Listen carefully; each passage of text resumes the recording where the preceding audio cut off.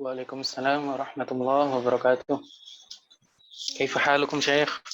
الحمد لله بخير. نبدأ. تفضل شيخ. بسم الله الرحمن الرحيم. الحمد لله رب العالمين. صلى الله وسلم على سيدنا محمد وعلى آله وأصحابه الطيبين الطاهرين ومن تبعهم بإحسان إلى يوم الدين. اللهم علمنا ما ينفعنا وانفعنا بما علمتنا وزدنا علما ونعوذ بك من حال أهل النار. أذكر نفسي وإياكم بإخلاص النية لله تعالى لأن النبي صلى الله عليه وسلم يقول إنما الأعمال بالنيات وإنما لكل امرئ ما نوى.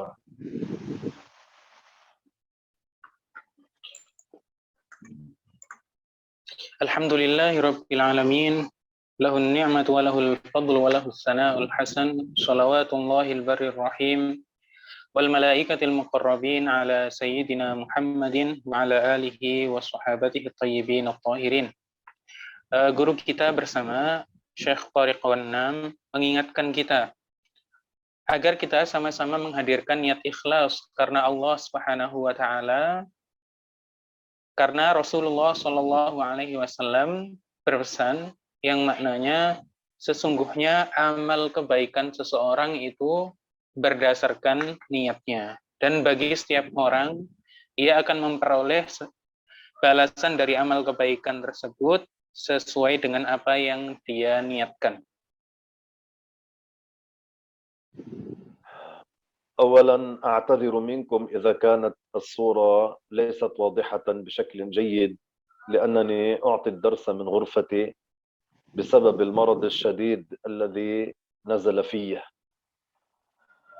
Pertama yang ingin beliau sampaikan kepada kita, beliau memohon untuk dimaklumi jika mungkin gambarnya beliau nggak begitu jelas, karena beliau menyampaikan dars pada kesempatan kali ini dari ruangan beliau, dari kamar beliau, karena beliau sekarang sedang menderita beberapa penyakit yang lumayan parah dan mohon didoakan untuk kesehatan beliau. Jadi mohon dimaklumi kondisi beliau yang sekarang ini, dan juga mari kita sama-sama doakan beliau. ونبدأ درسنا هذا بالآية الكريمة بقول الله تعالى يا أيها الذين آمنوا قوا أنفسكم وأهليكم نارا.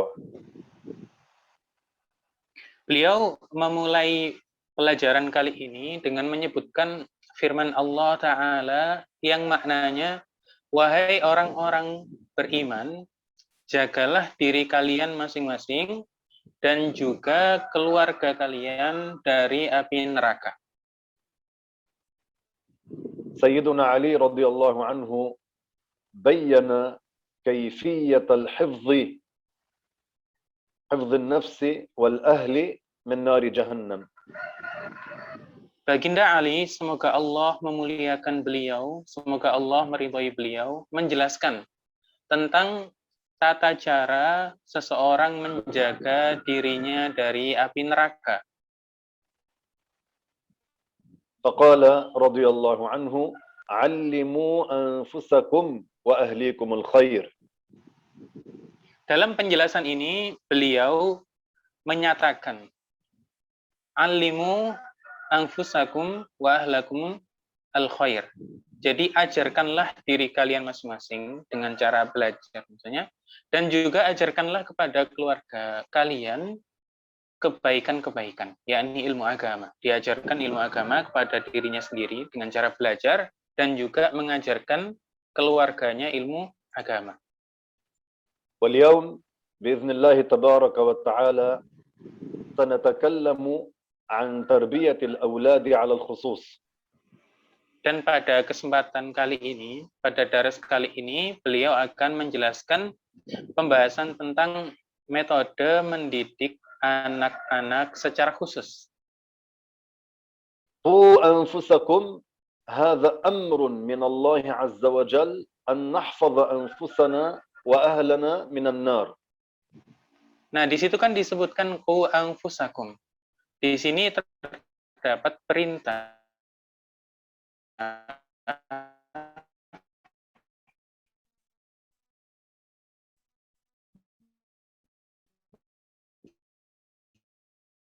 dari Allah Subhanahu wa taala, kita masing-masing menjaga dirinya dan juga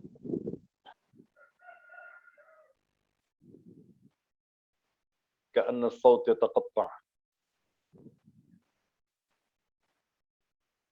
suara saya terputus-putus.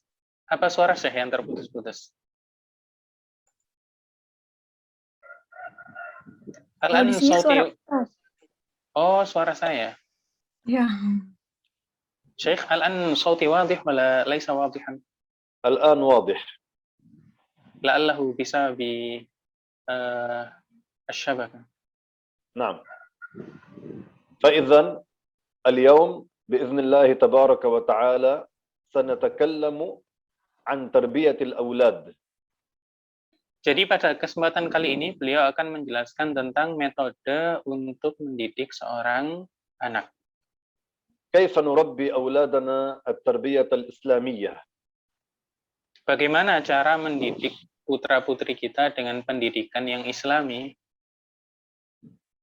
فالولد أمانة عند والديه. Seorang anak itu sebagai amanah bagi kedua orang tuanya. فإذا تعلم الولد الخير ونشأ عليه سعد في الدنيا والآخرة بإذن الله تبارك وتعالى. Jika anak yang dia miliki belajar ilmu agama, belajar kebaikan, menerapkannya, hidup menjadi pribadi yang baik, maka dia akan bahagia, baik di dunia maupun di akhirat. في هذا الدرس إن شاء الله عز وجل سنتكلم عن تربية الأولاد في طعامهم. Di dalam dars kali ini, dalam kajian kali ini, kita akan membahas tentang masalah bagaimana mengajarkan atau mendidik seorang anak dalam mengkonsumsi makanan mereka. وعن تربية الأولاد في لباسهم. Dan juga mendidik seorang anak tentang bagaimana cara mereka memperlakukan pakaian, bagaimana cara mereka berpakaian. وعن تربية الأولاد في تحفيظهم. Begitu juga fi tahfizihim, qultum? Syekhi? نعم، في تحفيظهم. تحفيظهم العلم. Dan juga mendidik bagaimana cara mendidik seorang anak dalam metode menghafal ilmu agama. وكذلك في تحفيظهم القرآن وتعليمهم القرآن. Dan juga bagaimana cara mendidik mereka dalam menghafal Al-Quran, mempelajari Al-Quran, bagaimana? فأنا أعتقد أننا بعد أن ننهي هذا الدرس كلكم ستطلبون هذا الدرس مكتوبا مترجما إلى اللغة الإندونيسية ليكون وثيقة معكم بإذن الله تبارك وتعالى.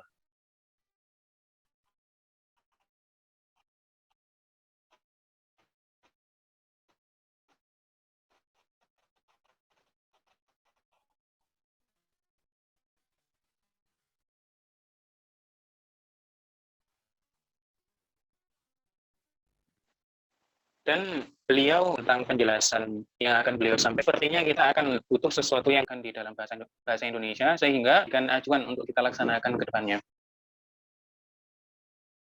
فصيانة الأولاد يعني حفظ الأولاد هذا يكون بتأديبهم. Menjaga anak-anak itu caranya dengan cara mendidik mereka dengan pendidikan-pendidikan yang baik. Itu caranya menjaga mereka dengan benar. ويكون أيضا بتهذيبهم. dan juga memperhatikan perilaku-perilaku mereka biar perilakunya baik. ويكون أيضا بتعليمهم محاسن الأخلاق. Dan mengajarkan kepada mereka akhlak-akhlak yang sangat mulia, budi pekerti yang begitu luhur diajarkan kepada mereka. ويكون أيضا بحفظهم يعني بإبعادهم عن رفقاء السوء. Termasuk juga yang perlu dilakukan adalah dengan cara menjauhkan mereka dari kawan-kawan yang bisa menyebabkan tumbuhnya dia dalam keburukan.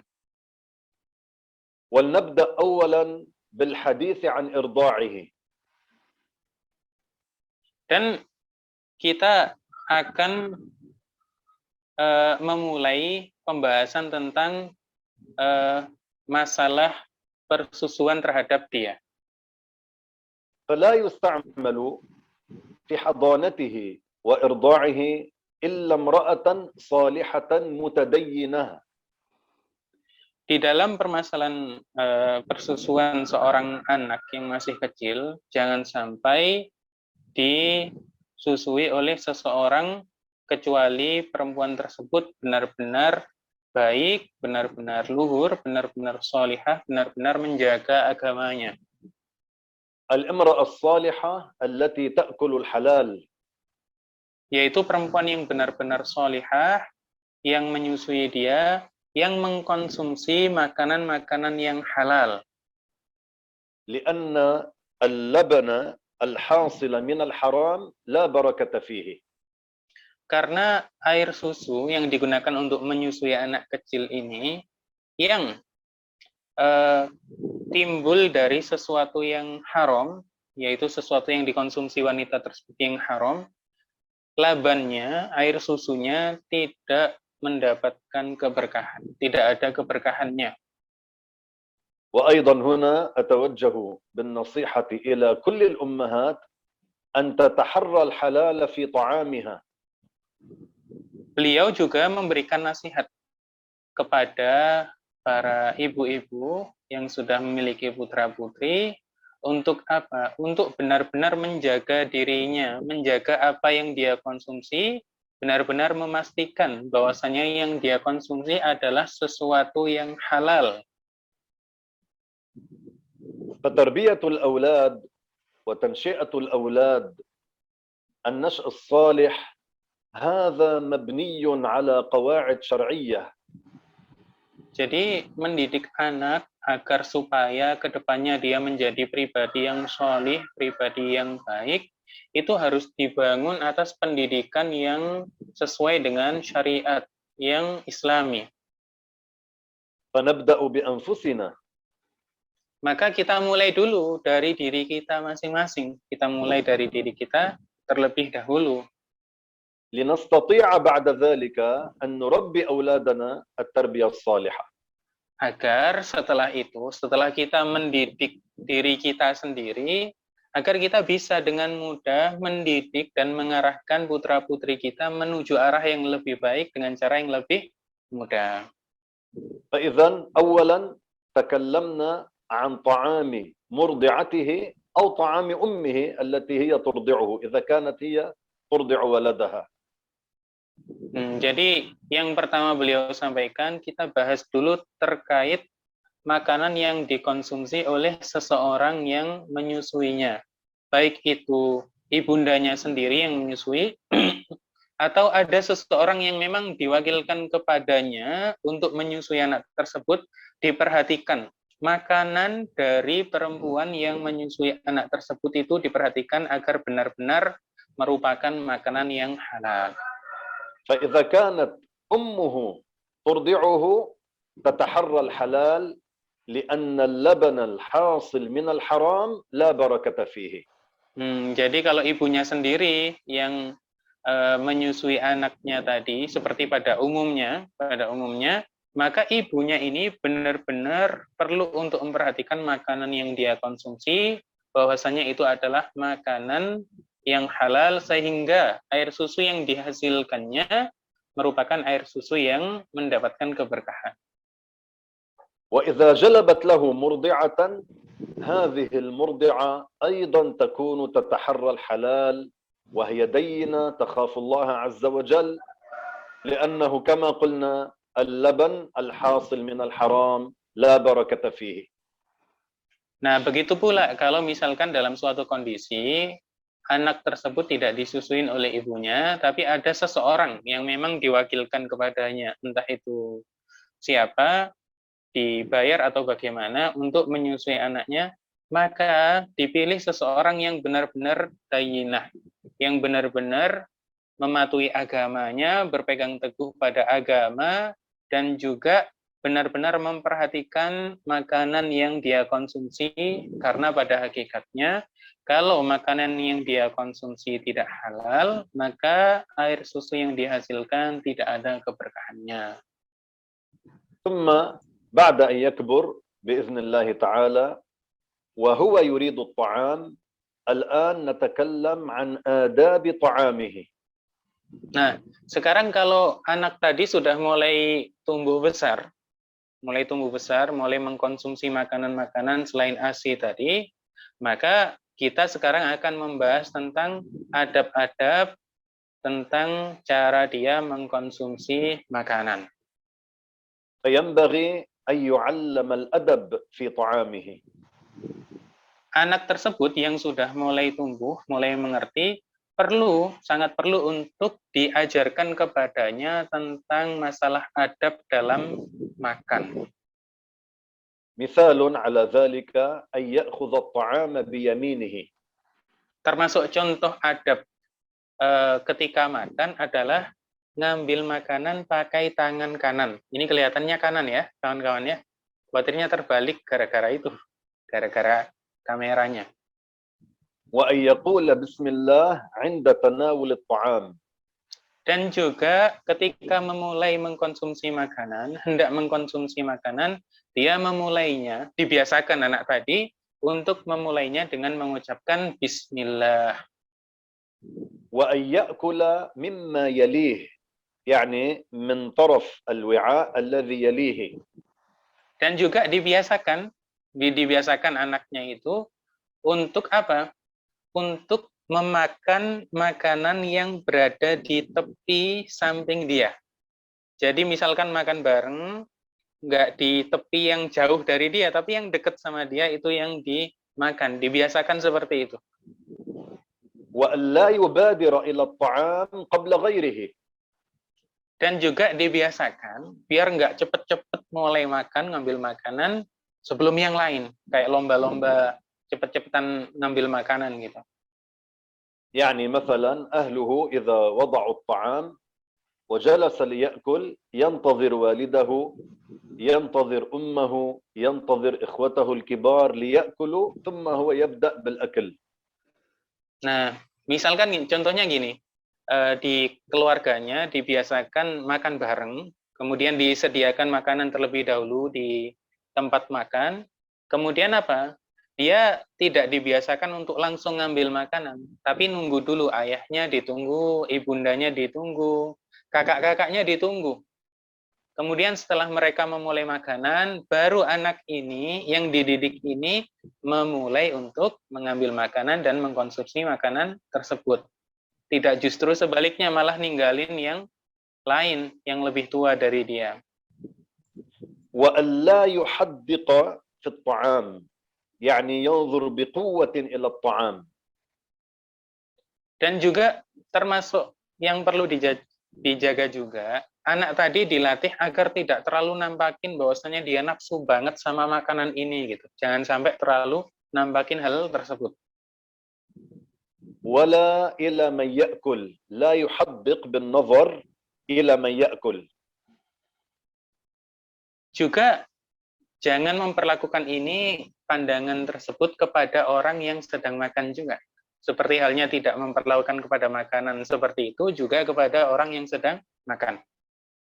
وأن لا يسرع في الأكل. Dan juga ini juga termasuk diajarkan apa? Biar nggak tergesa-gesa dalam makan. Santai saja, nggak usah tergesa-gesa dalam makan. وأن يترك يعني الوقت اليسير بين اللقمة واللقمة.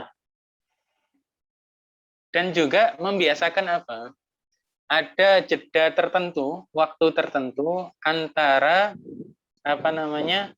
suapan pertama dengan suapan berikutnya. Jadi nggak langsung begitu, tapi ada jeda antara suapan pertama diselesaikan, kemudian setelah itu baru suapan kedua dan berikutnya. الشيخ رحمه الله زوجته كانت تطعمه. Syekh, yaitu guru kita bersama, Syekh Abdullah, semoga Allah meridhoinya, beliau ini disediakan untuk beliau makanan oleh istri beliau. فأعطته اللقمة ثم أرادت أن تعطيه اللقمة الأخرى. Nah, suatu ketika istri beliau ini memberikan, istilahnya nyuapin beliau satu suapan, kemudian setelah itu istri beliau ingin nyuapin lagi. Suami istri kan biasanya bagaimana tahu sendiri kan, ingin nyuapin lagi ke Syekh Abdullah ini. فقال لها رحمه الله بعد ما قلت لا إله إلا الله. Kata beliau, subhanallah, ketika mau disuapin yang berikutnya, Syekh mengingatkan kepada istrinya tadi, saya masih belum memberikan jeda dengan ucapan la ilaha illallah antara suapan yang pertama dengan suapan berikutnya. Artinya jangan dulu, jangan tergesa-gesa dulu, ditunggu dulu. Saya perlu mengucapkan itu dulu sebagai jeda antara suapan yang pertama dengan suapan yang kedua. Subhanallah. وهذا يحتاج إلى مجاهدة نفس بشكل كبير. Hal yang semacam ini bisa didapatkan oleh seseorang dengan cara memerangi hawa nafsunya dengan sungguh-sungguh. ليجرب الواحد منا بين اللقمة واللقمة يأكل اللقمة ثم بعد ذلك يقول لا إله إلا الله ثم اللقمة الثانية وهكذا إلى أن ينهي طعامه. ليجرب. هذا يحتاج إلى مجاهدة نفس. Jadi kita coba apa yang dinasihatkan beliau, kita praktekkan, kita terapkan dalam kehidupan kita sehari-hari antara suapan yang pertama, kemudian setelah dia masukkan ke dalam mulutnya, dia kunyah dan seterusnya, sebelum yang kedua, sebelum yang berikutnya diucapkan dulu la ilaha illallah, baru yang berikutnya. Nah, ini dicoba, dipraktekkan, diterapkan, biar menjadi kebiasaan kita sehari-hari, kata beliau. كذلك من الآداب أن يمدح عند هذا الصبي القليل الطعام. Termasuk juga sesuatu yang perlu dilakukan oleh seseorang, bahwasannya perlu ditampakkan suatu pujian di hadapan anak kecil ini, ditampakkan suatu pujian terhadap seseorang yang tidak banyak makan. Jadi makannya nggak terlalu banyak, sedikit makan. هناك شيء ذكروه العلماء يسمى سياسة الصغار. Ada sesuatu yang disebutkan oleh para ulama yang disebut namanya siasah as-shighar, menyiasati anak-anak kecil. يعني كيف نقود الصغار نحو الخير. Maksud dari ungkapan tersebut adalah bagaimana metode kita untuk mengarahkan anak yang masih kecil ini menuju ke arah kebaikan. Itu maksudnya seperti itu. مثال على ذلك الولد الذي ما عنده همة لزيارة قبور الصالحين. Contoh yang beliau sebutkan apa? Misalkan ya, ada seorang anak kecil yang dia sendiri nggak memiliki semangat sama sekali untuk apa? Untuk pergi kemana-mana mengunjungi makam-makam orang yang soleh, mengunjungi orang-orang soleh. يوضع بينهم من الأولاد الذين يحبون وعندهم همة على زيارة قبور الصالحين. Nah, caranya termasuk metodenya apa? ditaruh salah satu anak yang memang memiliki semangat yang luar biasa, semangat yang tinggi untuk mengunjungi makam-makam orang solih, ditaruh di antara anak-anak yang memiliki rasa malas atau nggak ingin untuk ngunjungin makam-makam orang solih, biar ketularan kebaikan ini. كثير من الأولاد يتأثرون ببعضهم البعض. Banyak sekali anak-anak yang memang pada hakikatnya terpengaruh dengan sesama mereka, sesama anak-anak. Banyak sekali terpengaruh seperti itu. بعض الأولاد إذا رأى رفيقه بعد أن صلى صلاة الظهر صلى صلاة السنة يتعلم من رفيقه من زميله من صديقه أن يصلي السنة. Sebagian anak itu kalau melihat kawannya setelah sholat zuhur, kemudian dia sholat sunnah, biasanya juga ikutan sama-sama sholat sunnah. Karena melihat siapa? Melihat kawannya seperti itu. فإذا بعد هذا الكلام يتبين لنا أمر مهم جدا. ما هو؟ Setelah disampaikan hal ini, maka semakin nampak bagi kita sesuatu yang sangat penting. Apa itu yang akan disampaikan Syekh yang sangat penting ini? وهو أن نختار لأولادنا الأصدقاء الذين تربوا التربية الإسلامية الحسنة. Yaitu apa?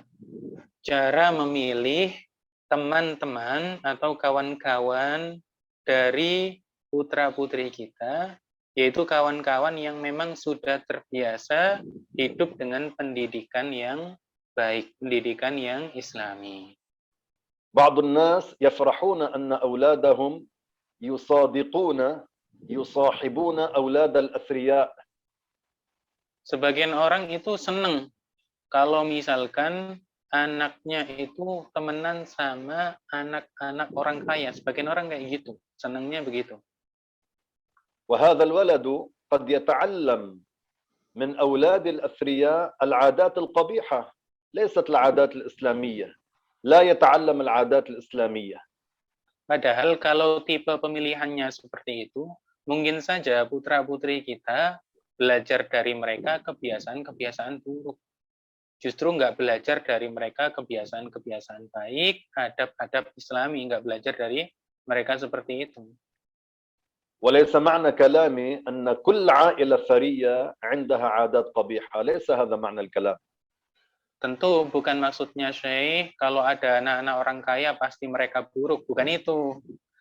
Maksudnya adalah kalau sekedar memilih temannya anak hanya karena kaya, gitu saja. Bukan karena kalau orang kaya pasti buruk anaknya, bukan. لكن أنبه أن العبرة بمن يمشي ويسير على درب الصالحين. Justru yang beliau maksudkan adalah pedomannya itu apa? Pedomannya terdapat pada orang-orang yang mengikuti jejaknya orang-orang yang soleh. سيدنا عثمان رضي الله عنه كان من كبار الأغنياء. مع ذلك كان يختم القرآن في ركعة. Nah, kita contohkan bahwasanya nggak setiap orang kaya itu buruk.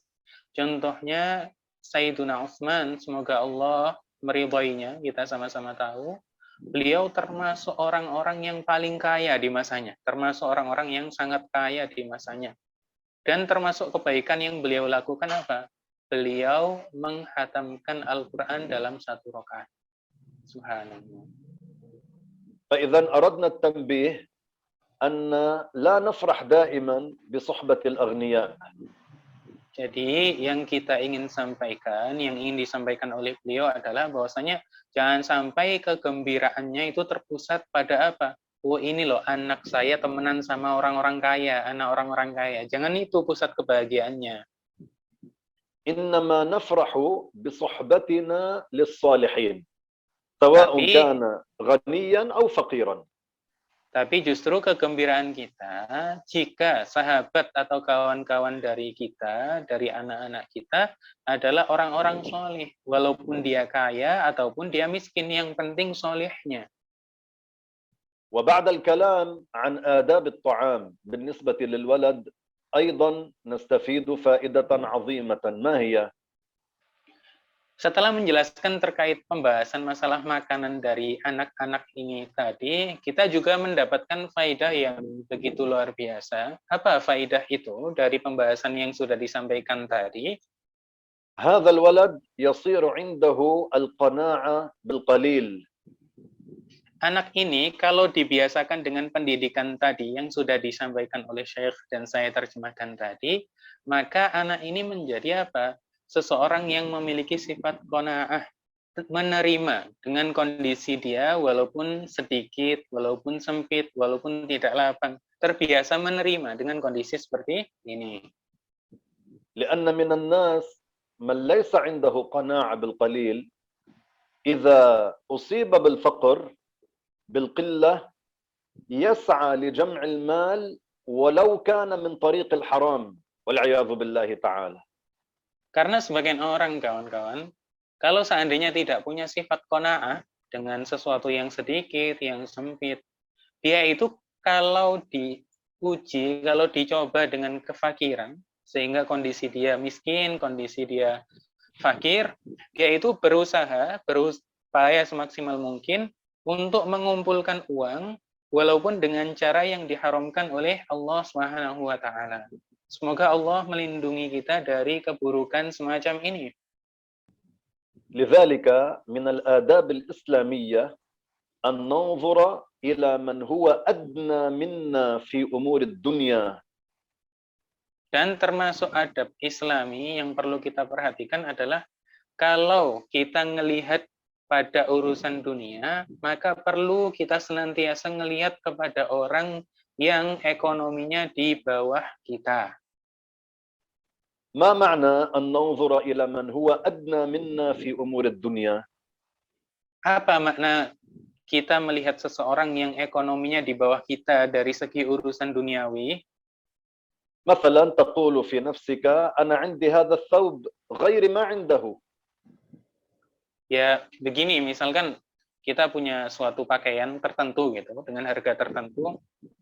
Kita hadirkan dalam hati kita, saya alhamdulillah sudah punya pakaian semacam ini. Sementara selain saya nggak punya pakaian kayak gini. تقول في نفسك أنا عندي هذا البيت غير ما عنده بالمرة.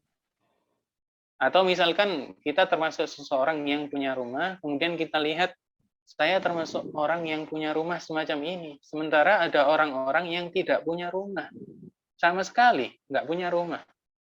تقول في نفسك إذا كان حذائي ممزقا فغيري بلا قدمين. Kalau misalkan kita lihat sandal kita sedang rusak, bagaimana cara menyikapi kondisi seperti ini? Sandal saya memang sedang rusak, tapi saya masih punya kaki, sementara orang-orang selain saya nggak punya kaki sama sekali. Nah, begitu caranya melihat. أما في أمور الدين ننظر إلى من هو أعلى منا همة.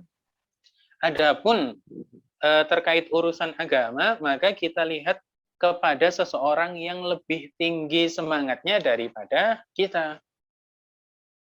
فإذا كنت تصلي الصلوات المكتوبات تقول في نفسك غيري يصلي الصلوات المكتوبات والسنن. Nah, misalkan kita sudah terbiasa dengan sholat-sholat 5 waktu yang difardukan itu. Cara kita melihat orang lain dalam urusan sholat gimana?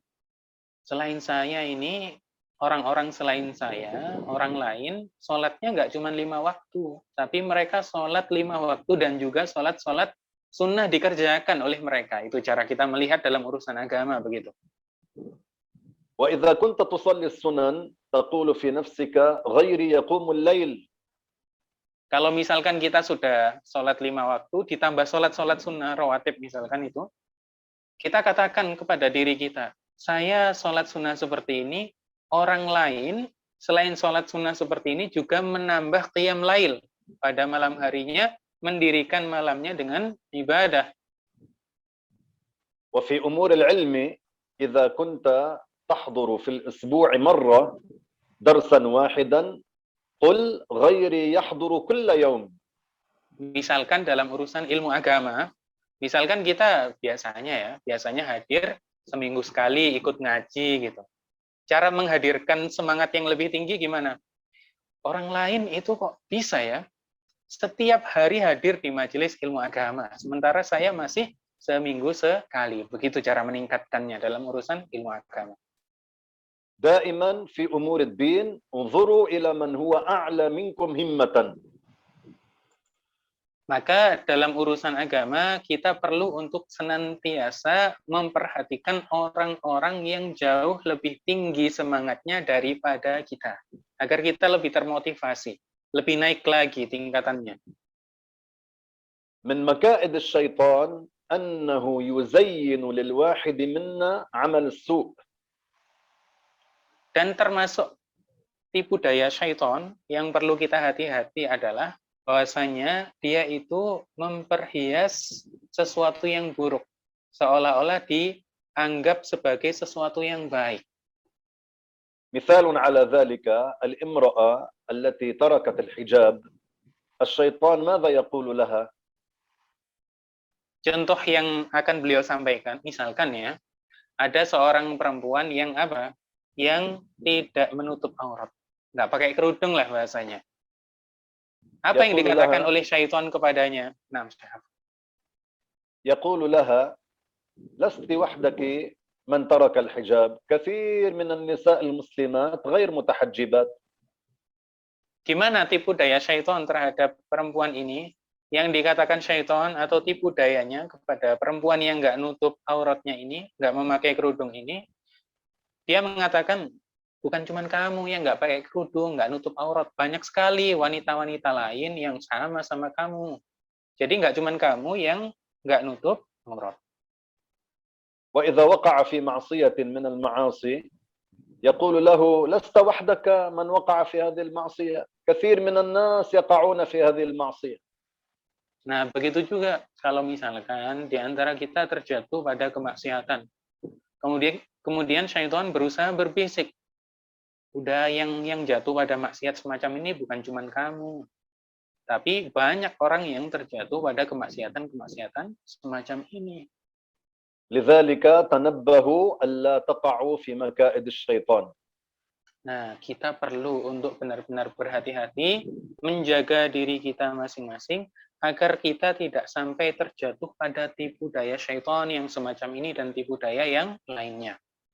هذه الآداب التي تكلمنا عنها في آداب الطعام بالنسبة للولد تساعده على القناعة بالقليل. Nah, jadi adab-adab yang semacam ini itu akan membiasakan, akan membantu dia agar bersikap atau agar bersifat qanaah dengan sesuatu yang sedikit, menerima sesuatu yang sempit, walaupun tidak lapang kondisinya, bagi dia bisa menerimanya dengan baik. وهذه الآداب ليست فقط لأولادنا. Dan adab-adab semacam ini tidak hanya untuk putra-putri kita saja. بل نحن أيضا علينا بتطبيقها. Dan kita semestinya juga sama-sama menerapkan. Nggak cuma ngajarin putra-putri kita, tapi juga apa? Menerapkan untuk diri kita masing-masing. أن نأكل باليمين. Kita biasakan diri kita makannya pakai tangan kanan. وأن نقول بسم الله. Dan kita juga membiasakan diri kita mengucapkan bismillah. وأن نأكل مما يلينا. Dan juga kita biasakan diri kita agar makannya itu bagian yang dekat dengan kita. وأن نذكر الله تعالى بين اللقمة واللقمة. Dan kita juga berusaha untuk membiasakan berzikir kepada Allah Subhanahu wa taala antara satu suapan dengan suapan yang berikutnya. والواحد منا يبدأ بأن يطبق هذه الأمور وإن شاء الله عز وجل يصل إلى تطبيق جميع هذه الآداب. Nah, jadi di antara kita, baik putra-putri kita maupun kita sendiri, berupaya semaksimal mungkin untuk apa?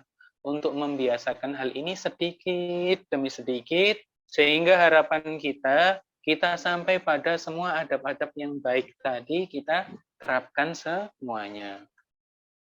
أحد الصالحين قال جاهدت نفسي 40 عاما حتى استقامت.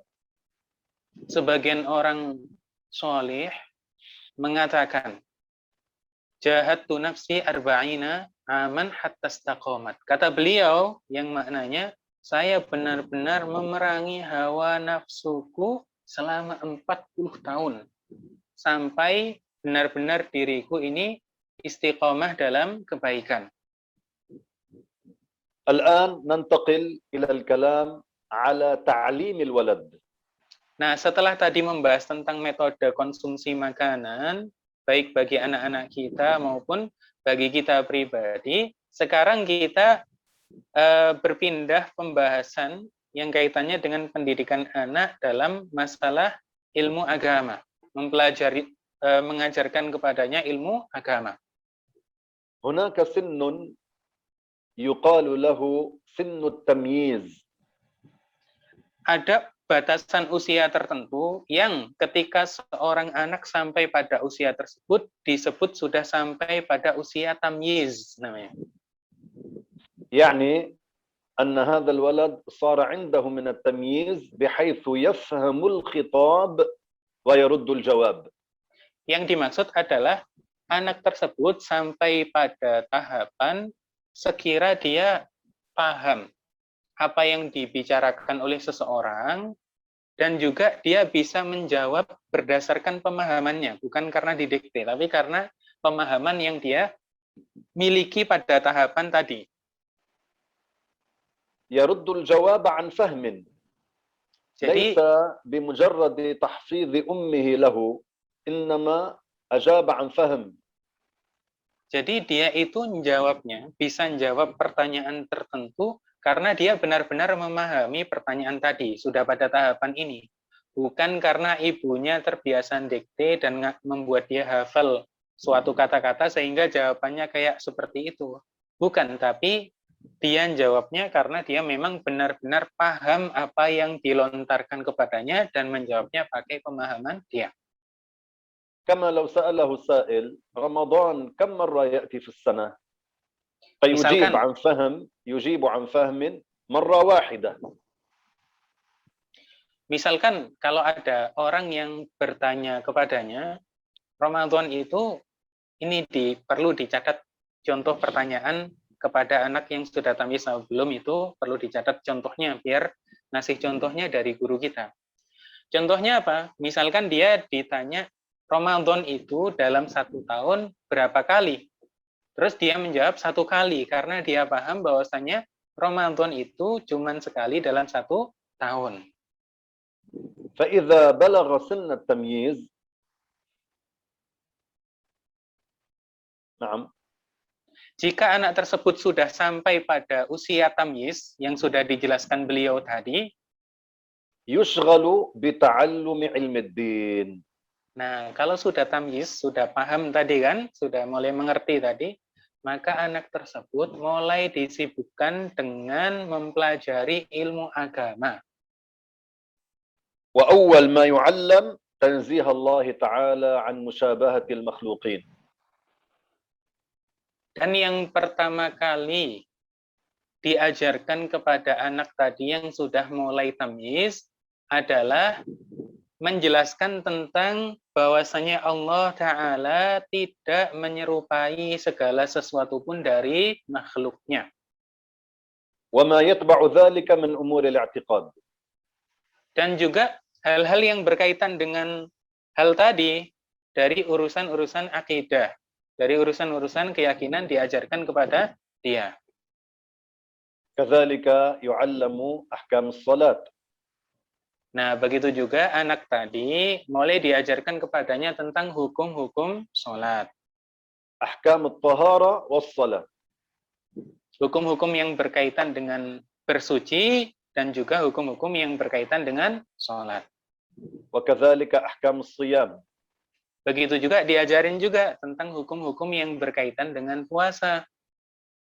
وإذا بلغ من السن 7 سنوات قمرية يجب أمره بالصلاة وبالصيام. Kalau sudah genap, kalau dia sudah genap 7 tahun, usianya sudah genap 7 tahun, maka dia diperintahkan untuk sholat. طيب ماذا لو حصل عنده التمييز قبل ال7 سنوات؟ Kalau seandainya anak tersebut usianya masih belum genap berapa? Belum genap 7 tahun, kemudian dia sudah pada tahapan tamyiz, paham tadi yang sudah dijelaskan tadi. Bagaimana kalau seandainya seperti itu? Misalkan ada anak seperti itu. بعض الأولاد يميزون في عمر ال5 سنوات. Karena sebagian anak itu, bapak-bapak, ibu-ibu, dan kawan-kawan, mereka itu sudah sampai pada tahapan tamyiz, padahal usia mereka masih 5 tahun, tapi sudah pada tahapan tamyiz. بعض الأولاد حفظوا القرآن في عمر 5 سنوات. Dan sebagian anak hafal Al-Quran padahal usia mereka masih berapa? Masih kultum 5 sanawat ya? نعم. Masih 5 tahun usianya. يجوز أن تأمره بالصلاة، يجوز لك أن تقول له صلي ولو لم يبلغ بعد 7 سنوات لكن حصل عنده التمييز. Nah, anak yang masih usia 5 tahun, misalkan ini, sudah tamyiz tadi, sudah benar-benar paham yang dijelaskan tadi, boleh bagi kita, setelah diajarin tentang metode sholat, boleh bagi kita untuk merintah dia sholat. Sholatlah, tapi nggak wajib. Boleh, tapi nggak wajib. ويعلم أيضا ما يحرم على البطن. Juga anak tadi diajarin, kalau sudah tamyiz tadi, mulai diajarin hal-hal yang diharamkan, yang termasuk kemaksiatan perut. يعني يعلم ما هي معاصي البطن. Jadi dijelaskan kepadanya hal-hal yang diharamkan untuk perut, yang termasuk kemaksiatan perut. وما هي معاصي اللسان. Juga dijelaskan tentang kemaksiatan lisan apa saja, dijelaskan kepada anak tersebut. وما هي معاصي اليد. Dan juga dijelaskan tentang kemaksiatan tangan. وما هي معاصي الرجل. Juga maksiat kaki. وما هي معاصي العين. Dan juga maksiat mata. وما هي معاصي القلب. Dan juga maksiat hati. كالرياء. Contohnya termasuk maksiat hati adalah riya. الرياء هو العمل بالخير لأجل ممدحة الناس. Yaitu apa? Melakukan amal yang sebenarnya kebaikan, tapi dia tujukan untuk mendapatkan pujian dari orang-orang. كذلك يعلم ما هي معاصي البدن. Nah, dan juga diajarkan kepada anak ini untuk belajar tentang maksiat badan. ويخوف منها. يعني يخوف من هذه المعاصي. Dan juga ditanamkan kepadanya rasa takut agar tidak mengerjakan kemaksiatan tadi. لكن هنا تنبيه، كلنا نعرف أن الولد الذي بعده لم يبلغ هذا لا يجري عليه قلم السيئات. Tapi perlu diingat sebagai catatan tebal bagi kita, perlu kita ingat-ingat anak yang masih belum balik, sesuatu amalan yang sebenarnya masuk kategori keburukan itu tidak dituliskan atasnya. Jadi nggak ditulis sebagai catatan keburukan bagi anak tersebut karena masih belum balik tadi. لكن يعلم هذه الأمور حتى إذا ما بلغ يعرف أن هذا إن وقع فيه يسجل عليه معصية. Tapi metode ngajarinya perlu benar-benar dicatat ini Bapak Ibu, bahwasanya dia diajarin ini biar terbiasa menghindari hal-hal buruk tadi, sehingga kalau seandainya dia sudah balik, sudah mulai dicatat amal buruknya, dia sudah terbiasa menghindari hal tersebut. Bukan karena anak tadi yang belum balik, kalau misalkan melakukan hal-hal tadi, langsung dicatat sebagai maksiat bagi dia. Bukan seperti itu. ثم يعلم القرآن. Nah, kemudian setelah hal-hal yang tadi disebutkan, baru diajarin tentang masalah Al-Quran. قراءة القرآن هي أمر تعبدي. Jadi, membaca Al-Quran ini, kata Syekh, merupakan salah satu perkara yang masuk kategori ta'abbudi. الواحد منا إذا جلس ليقرأ القرآن بنية خالصة لله تعالى هذا فيه ثواب عظيم عند الله. Nah, misalkan tadi penjelasan tentang ta'abbudi. Misalkan salah satu di antara kita sedang duduk-duduk, kemudian sambil baca Al-Quran dengan bacaan yang tepat, memperhatikan metode bacaan yang tepat, dan didasarkan atas niat yang baik, yang ikhlas, karena Allah Subhanahu wa Ta'ala, maka bagi dia balasan kebaikan, bagi dia pahala atas kebaikan yang dia lakukan. والله تعالى أمرنا أن نتعلم كيف نؤدي هذه العبادات. Dan Allah Subhanahu wa Ta'ala memerintahkan kita agar mempelajari bagaimana cara menunaikan ibadah-ibadah ini dengan cara yang benar. الصلاة عبادة. الله أمرنا أن نتعلم كيف نؤدي هذه العبادة. Misalkan sholat itu kan termasuk ibadah. Allah Ta'ala memerintahkan kita untuk mempelajari bagaimana cara menunaikan sholat tersebut dengan benar. الصيام عبادة. الله أمرنا أن نتعلم كيف نؤدي هذه العبادة. Begitu juga sholat termasuk ibadah. Allah memerintahkan kepada kita untuk mempelajari bagaimana caranya kita menunaikan ibadah puasa tersebut. كذلك قراءة القرآن، تلاوة القرآن أمر تعبدي.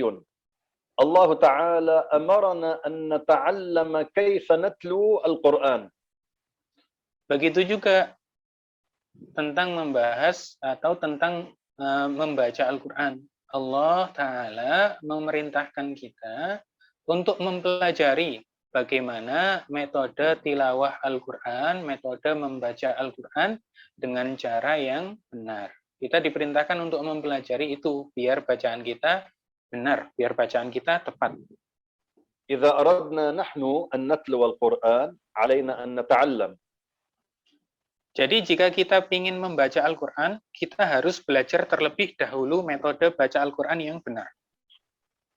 وإذا أردنا من أولادنا أردنا أن نطلب من أولادنا أن يتلوا القرآن أيضا علينا أن نعلمهم كيفية تلاوة القرآن.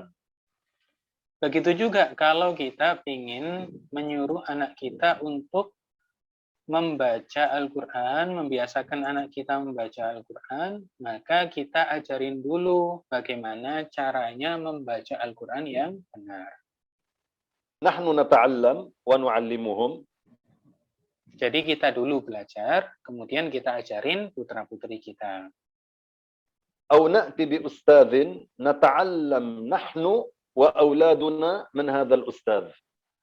Atau misalkan keluarga kita, misalkan dalam kondisi sama-sama belum bisa, maka ya mendatangkan seorang ustadz yang bisa ngajarin kita dan keluarga kita ilmu tersebut. ولن نتوسع كثيرا في هذا الموضوع، هذا يحتاج إلى محاضرة وحدها. Namun kita tidak membahas secara luas, fokus pada pembahasan ini saja, karena pembahasan secara luas terkait masalah ini butuh satu muhadharah tertentu, satu dars tersendiri. لكن أردت أن أنبه أن تلاوة القرآن هذا أمر تعبدي، فعلينا أن نتعلم كيف نتلو القرآن. Namun yang ingin beliau sampaikan adalah mengingatkan kita bahwasanya membaca Al-Quran termasuk salah satu bentuk ibadah, sehingga kita perlu mempelajari bagaimana cara melaksanakan bacaan Al-Quran tadi dengan cara yang benar. فإذا الولد يعلم القرآن، تلاوة القرآن، Jadi seorang anak itu diajarkan tentang cara membaca Al-Quran. كذلك يعلم حكايات الصالحين. Begitu pula seorang anak tadi diajarin, diperdengarkan kepadanya tentang hikayat-hikayat, cerita-cerita orang-orang solih. لماذا يعلم حكايات الصالحين؟ Kalau ditanya kenapa kok anak-anak ini diajarin tentang hikayatnya orang-orang solih, kenapa? لينغرس في نفسه حب الصالحين. Agar di dalam dirinya itu tertanam rasa cinta terhadap orang-orang solih. اليوم كثير من أولاد المسلمين يتكلم عن سيرة بعض لاعبي كرة القدم بشكل كبير وتوسع ولا يعرف قصة واحدة عن أحد الصالحين. Sekarang kalau kita perhatikan anak-anak di masa kini, sebenarnya ini sungguh sangat disayangkan gitu. Anak-anak di masa kini banyak sekali, seandainya kita tanya tentang kisah-kisah atau tentang orang-orang yang merupakan pemain bola yang begitu populer, mereka menceritakan dengan detail dan tahu. Tapi kalau seandainya mereka sendiri ditanya tentang orang-orang soleh, satu pun nggak ada yang mereka tahu. Ini sangat disayangkan. وبعض البنات بنات المسلمين يعرفون الكثير عن قصص المغنيات لكن لا يعرفن قصة واحدة عن بعض الصالحات كالسيدة نفيسة رضي الله عنها.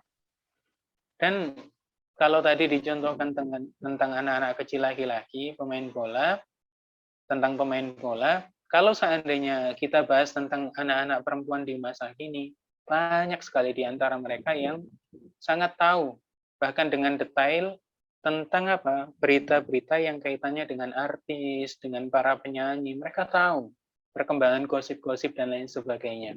Akan tetapi kalau seandainya ditanya tentang kisahnya perempuan-perempuan solihah, mereka nggak tahu. Misalkan perempuan solihah seperti Sayyidah Nafisah. السيدة نفيسة رضي الله عنها حفرت قبرها بيدها. Sayyidah Nafisah, salah seorang wanita solihah tadi ini, semoga Allah meridhoi beliau. Beliau itu menggali makam beliau sendiri yang menggali makam beliau sendiri. وكانت تنزل فيه وتقرأ القرآن. Dan termasuk yang beliau lakukan setelah menggali kuburan yang disiapkan untuk beliau sendiri, beliau turun dan masuk ke kuburan yang beliau gali ini, dan beliau membaca Al-Quran di dalam tanah yang dipersiapkan tadi. ختمت القرآن في هذا القبر يعني قبل وفاتها 6,000 ختمة. Yang beliau lakukan sungguh luar biasa. Beliau sampai menghatamkan Al-Quran 6.000 kali sebelum beliau wafat, maksudnya sebelum beliau wafat, menghatamkan 6.000 kali bacaan Al-Quran di kuburan yang beliau persiapkan menjadi makam beliau kelak. ثم بالنسبة للولد يراقب إذا ظهر منه الفعل الممدوح الفعل الحسن نكافئه عليه. Kemudian anak-anak kita, putra-putri kita, perlu kita senantiasa awasi. Kembali ke pembahasan masalah anak-anak tadi, perlu kita awasi seandainya timbul atau nampak dari anak tersebut sesuatu yang baik, maka kita beri dia misalkan suatu hadiah atas kebaikan yang dia kerjakan. Kita dukung dengan cara seperti itu. على سبيل المثال يعطى سواكا يعطى عطرا أو يشترى له ثوب جديد حتى يفرح به. Nah, termasuk bentuk yang disampaikan Syekh tadi, anak yang sudah melakukan salah satu bentuk kebaikan tadi, misalkan dikasih hadiah siwak, atau misalkan dikasih hadiah minyak wangi, parfum, atau dibelikan untuknya pakaian baru, agar anak tersebut merasakan kegembiraan tertentu dari perbuatan yang dia lakukan. وإذا ظهر منه الفعل القبيح لا نفضحه بين الناس. Namun kalau sebaliknya, kalau anak tersebut timbul darinya sesuatu yang sebenarnya buruk, maka kita tidak bongkar hal tersebut dan kita tampakkan kepada orang-orang, jangan sampai seperti itu. بعض الأولاد إذا فضح أمره بين الناس بعضهم لا يعود عنده مبالاة، يعني قد يرجع إلى فعل هذا القبيح إلى فعل القبيح مرات ومرات لأنه يعتبر أن أمره صار معروفا بين الناس بالنسبة لهذا الفعل. لا ينبغي أن نعوده هذه العادة. Jadi sebagian anak itu, kalau seandainya melakukan suatu tindakan yang sebenarnya kategori buruk, gitu, kemudian dia lakukan, terus dibuka hal tersebut dan ditunjukkan, ditampakkan ke hadapan orang-orang. Gara-gara kejadian ini, sebagian anak itu apa? Sudah nggak peduli lagi, tetap aja kekeh melakukan itu, sudah diketahui banyak orang juga kan, nggak peduli lagi, sehingga apa? Tetap pada hal-hal yang dia lakukan yang sebenarnya masuk kategori keburukan dari segi perbuatannya. كذلك يكون له في بعض أوقات النهار شيء من الرياضة. Dan juga muradukum riyadhah. الحركة يعني الحركة والرياضة. Dan juga disisihkan waktu untuk anak-anak tadi di sebagian waktu, di sebagian siang, agar terbiasa untuk melaksanakan olahraga. لماذا؟ حتى لا يغلب عليه الكسل. Kenapa seperti itu dibiasakan? Agar tidak terbiasa bermalas-malasan. كذلك يعود ألا يفتخر على أقرانه على أصدقائه بشيء يمتلكه والده. Dan juga dibiasakan anak tadi ini, putra-putri kita, agar tidak membanggakan diri atas sesuatu yang dimiliki oleh ayahnya. Jangan sampai banggain diri di hadapan kawan-kawannya gara-gara ayahnya punya hal-hal tertentu, kelebihan-kelebihan tertentu. كذلك يعلم الولد كيفية الجلوس. Begitu juga diajarkan kepada anak-anak bagaimana caranya duduk yang pas. بأن لا يضع رجلا فوق رجل. Jadi kalau duduk itu diajarin, jangan membiasakan apa? Membiasakan diri untuk menaruh kaki di atas kaki itu. Kan sebagian orang kayak gitu, duduk, kemudian ketika duduk kakinya di atas kaki.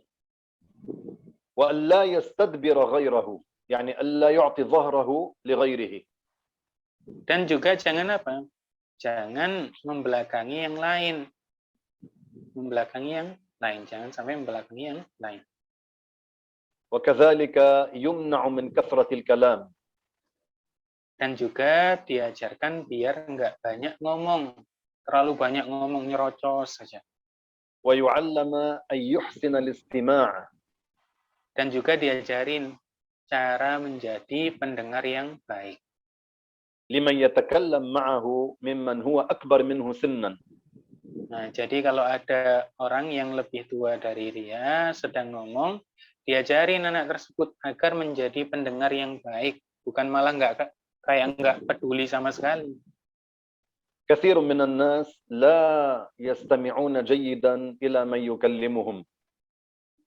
Banyak sekali dari orang-orang yang tidak mempedulikan apa? Tidak mempedulikan orang yang sedang berbicara dengannya. الذي يكلمه يريد الخير له، لكن هو يكون يفكر كيف يجيب، كيف يرد عليه. Contohnya gini kawan-kawan, yang ngobrol sama dia, yang ngomong sama dia, sebenarnya pengen kebaikan bagi dia. Tapi ketika dia diajak ngobrol dan diinginkan kebaikan untuknya, dia mikir gimana ya caranya membantah orang ini gitu. Malah seperti itu sikapnya. Sebagian orang seperti itu. لذلك من المهم أن يكون الواحد منا مستمعا جيدا. Jadi sangat penting untuk kita perhatikan agar di antara kita mempelajari agar bisa menjadi pribadi yang masuk kategori pendengar yang baik. كذلك يعلم الولد أن يقوم لمن هو أكبر منه سنا. Dan juga diajarin agar anak-anak kita terbiasa berdiri untuk menyambut orang-orang yang lebih tua daripada kita. وأن يوسع له في المكان. Dan juga meluaskan tempat baginya. Jadi nggak peduli gitu, tapi diluaskan tempat untuknya, dipersilakan. كان جالسا في غرفة ضيقة ولم يعد فيها المكان الواسع، ودخل رجل كبير في السن. الولد الصغير يقوم لهذا الكبير يجلسه مكانه محله. Nah, misalkan di suatu majelis ruangannya sempit, sudah nggak ada tempat duduk lagi, maka apa? Tiba-tiba ada seseorang yang lebih tua dari dia masuk, maka apa yang diajarkan untuk kepada anak kecil ini? Meluaskan tempat untuk apa? Untuk yang baru hadir tadi, berdiri sehingga dipersilahkan yang lebih tua tadi untuk duduk. ويعلم أن الموت يقطع نعيم الدنيا. Dan juga diajarkan kepada anak-anak ini bahwasanya kematian itu akan memutus kenikmatan-kenikmatan dunia. وأن الدنيا هي دار ممر. Dan bahwasanya dunia ini adalah tempat kita melakukan suatu perjalanan saja. وأن الآخرة هي دار المقر. Dan sesungguhnya akhirat itulah tempat kita kembali dan menetap di situ.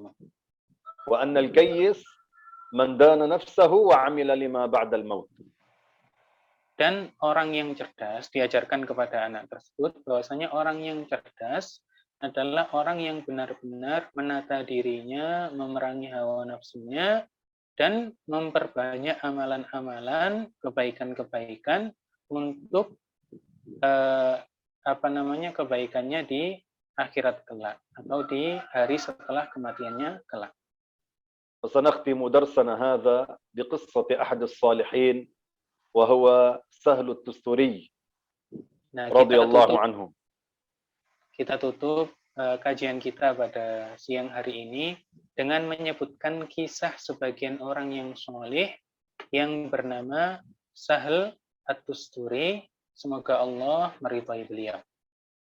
قال كنت وأنا ابن 3 سنين.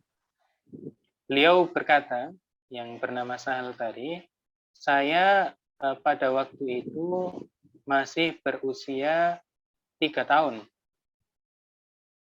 أقوم بالليل فأنظر إلى صلاة خالي. خاله يعني شقيق أمه كان يقوم في الليل. سهل كان صغيرا ينظر إلى صلاة خاله. خاله كان يصلي في البيت، هو يقوم في الليل يراقبه كيف يصلي. Di saat usia beliau masih 3 tahun, beliau melihat di malam hari beliau bangun melihat bagaimana paman beliau, maksudnya saudara dari ibunya, paman beliau sholat di malam hari. Diperhatikan bagaimana sholatnya. فقال له خاله يوما ألا تذكر الله تعالى. Kemudian di suatu hari paman beliau ini mengatakan kepada Sahal tadi, seorang yang disebut sebagai orang yang soleh tadi, kenapa kok enggak berzikir kepada Allah Subhanahu wa taala? فقال له قل في قلبك الله يراني الله ناظر إلي الله معي يعني عالم في. نعم.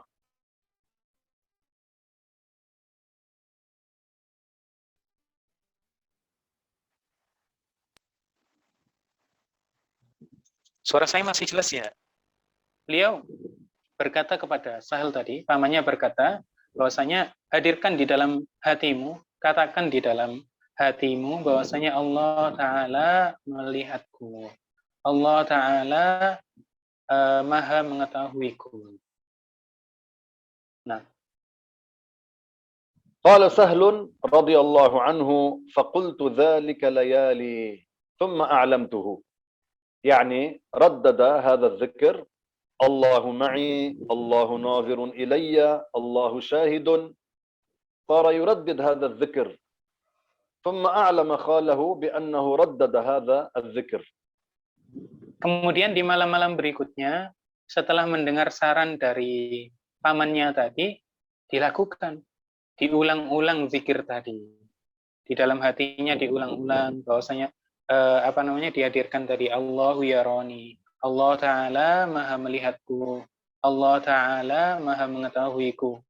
Kemudian setelah diulang-ulang berkali-kali di malam-malam berikutnya, beliau ngasih tahu ke siapa? Ngasih tahu ke pamannya bahwasanya beliau melakukan hal tersebut. بعد أن أعلمه قال له خاله: قل ذلك كل ليلة 11 مرة. Setelah dikabarin tadi, diberitahu terkait yang dilakukan oleh beliau, pamannya berkomentar dan menasihatin, katakan hal tersebut setiap malam 11 kali. قال سهل التستري رضي الله عنه: فوقع في قلبي حلاوته، يعني صار عنده لذة عندما يقول هذا الذكر. Kemudian setelah beliau membiasakan diri dengan hal tersebut, sudah terbiasa dengan hal itu, kemudian beliau berkomentar, menjelaskan bahwasanya apa? Kemudian setelah itu saya merasakan di dalam hati saya timbul apa? Kelezatan ucapan tersebut, kelezatan zikir tersebut. ثم قال له خاله: داوم على ذلك إلى أن تدخل القبر، يعني إلى الممات. Kemudian apa yang dimulai dari usia 3 tahun tadi kisahnya. Kemudian seterusnya pamannya apa? Menasehati beliau untuk terus-menerus melakukan hal tersebut sampai engkau masuk ke liang kuburmu. ثم في يوم من الأيام قال له خاله: يا سهل، من كان الله معه وناظرا إليه وعالما به أيعصه؟ إياك والمعصية. Nah, kemudian pamannya berpesan lagi kepada beliau ini, seseorang yang senantiasa menghadirkan di dalam dirinya, di dalam hatinya, bahwasanya Allah Ta'ala melihatnya, Allah Ta'ala mengetahuinya, apakah dia akan berani untuk melakukan kemaksiatan? قال سهل التستري: ثم أرسلوني إلى الكتاب. Kemudian beliau menjelaskan bahwasanya beliau dikirim ke kutab setelah itu. قال فتعلمت القرآن وحفظته وأنا ابن 6 سنين. Kemudian setelah dikirim di kutab, ibaratnya kalau kayak di sini itu kayak pesantren lah, dikirim ke kutab. Kemudian beliau dikirimkan ke sana, beliau menjadi seorang penghafal Al-Quran, padahal usia beliau masih berapa? Masih 6 tahun.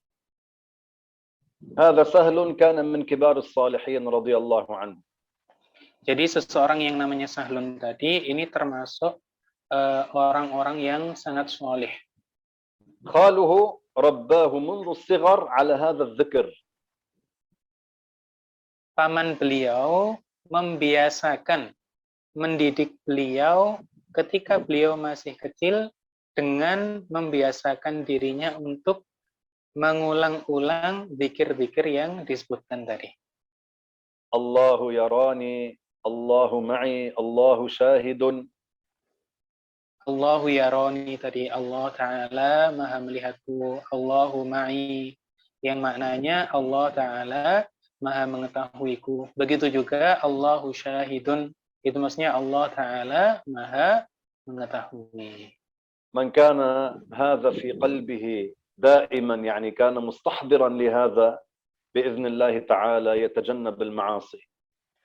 Nah, orang yang di dalam hatinya benar-benar terus dihadirkan hal semacam ini, maka dengan izin Allah dia akan terjauh dari kemaksiatan. هذا سهل كان عنده جار كان على المجوسية. Tadi seseorang solih yang bernama Sahal tadi, beliau ini punya seorang tetangga yang beragama Majusi. ففي يوم من الأيام صارت النجاسة تدخل من بيت المجوسي إلى بيت سهل رضي الله عنه. Suatu ketika, di suatu hari, masuklah najis-najis dari rumahnya, maksudnya najis-najisnya toilet itu, merembes gitu maksudnya, keluar ke rumahnya, siapa? Ke rumahnya Sahlun tadi. Ke rumahnya seorang soleh yang namanya Sahlun tadi. سهل ما كلمه ولا خاصمه إنما صار يبعد النجاسة. Tapi gara-gara kejadian ini apa? Padahal tadi beda agama kan? Beda agama. Walaupun kotoran dari toiletnya Sahal tadi, kotoran dari toiletnya Majusi tadi itu masuk, Sahal ini tidak protes kepada tetangganya, juga tidak memusuhi tetangganya tadi. Tapi apa yang beliau lakukan? Justru beliau menyibukkan diri dengan membersihkan kotorannya tadi. إلى أن مرض سهل مرض الوفاة. Beliau lakukan terus kayak gitu. Subhanallah, tinggi sekali sabarnya itu. Beliau lakukan terus sampai apa? Sampai beliau sampai pada tahapan apa? Sedang sakit parah. Menjelang kematiannya. فطلبه ليأتي إليه. Kemudian beliau meminta orang Majusi tadi untuk apa? Untuk hadir dan berkunjung ke rumahnya. ثم قال له أخشى أن تتخاصم مع الورثة. يعني سهل قال لهذا الرجل الذي كان لا زال على المجوسية أخشى أن تتخاصم مع الورثة. يعني بعد موت سهل قال له أخشى أن تتخاصم مع من يرثني في هذا البيت. Jadi saking sabarnya beliau sudah bersihkan bertahun-tahun, sudah bersihkan dengan masa yang lama tadi, apa? Tadi dipanggil, kemudian ditunjukkan kepada Majusi tadi terkait apa yang terjadi, agar apa? Agar mengingatkan kepada dia bahwasanya seandainya saya sudah meninggal kelak, saya khawatir kalau ini terus-terusan terjadi, nanti kamu malah bermusuhan sama ahli warisku, penerusku yang akan mewarisi rumah ini. هنا تعجب هذا الرجل. Nah, di sini tetangganya heran, subhanallah, kok bisa semacam ini, heran pokoknya dia. وقال تصبر علي كل هذه المدة وأنا على غير الإسلام. Dengan keheranan tersebut, tetangganya mengungkapkan, jadi kamu selama ini terus bersabar terhadapku, sementara, kata dia, kata orang Majusi tadi, sementara aku tidak beragama yang sama dengan agamamu. أشهد أن لا إله إلا الله وأشهد أن محمد رسول الله. نطق بالشهادتين دخل في الإسلام لما رأى من عظيم هذه الأخلاق على سيدنا سهل التستوري رضي الله عنه. Karena kemuliaan akhlak beliau ini, orang Majusi tadi apa? Mengucapkan dua kalimat syahadat dan masuk ke dalam agama Islam. Asyhadu an la ilaha illallah wa asyhadu anna Muhammadar Rasulullah. Ini karena kemuliaan akhlak yang dilihat dari seseorang solih yang bernama Sahal At-Tusturi tadi. إخواني الكرام، علينا أن نسعى إلى تربية أولادنا التربية الإسلامية الصالحة. Kawan-kawan semuanya, bapak-bapak, ibu-ibu, dan kawan-kawan semuanya, kita semestinya terus senantiasa berusaha untuk mendidik putra-putri kita dengan pendidikan yang baik dan islami. فقد قال عليه الصلاة والسلام إذا مات ابن آدم انقطع عمله إلا من ثلاث.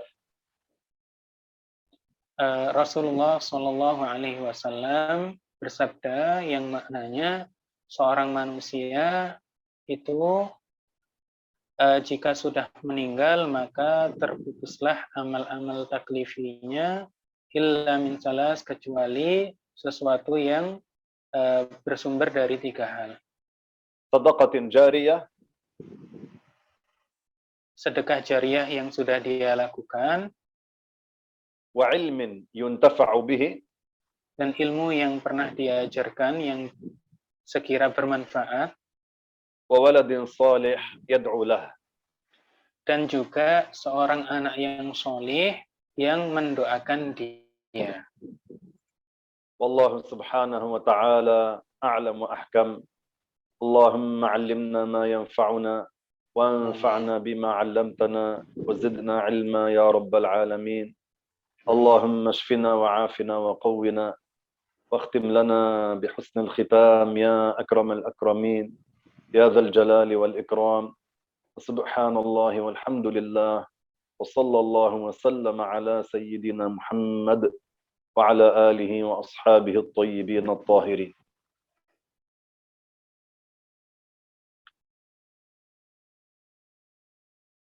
بارك الله فيكم يا أستاذ يوسف، طيب الله أنفاسك. Amin wa fikum ya Syekh. Afakumullah Syekh. آمين آمين. بارك الله فيكم.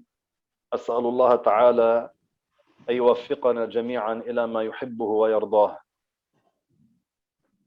Amin. Syekh mendoakan kita agar kita diberikan hal-hal yang diridhoi oleh Allah Subhanahu wa taala. Amin ya rabbal alamin. السلام عليكم ورحمة الله تعالى وبركاته. Waalaikumsalam warahmatullahi wabarakatuh. Barakallahu fikum ya Syekhi. أكرمك الله، طيب الله عيشك وأنفاسك وقبرك.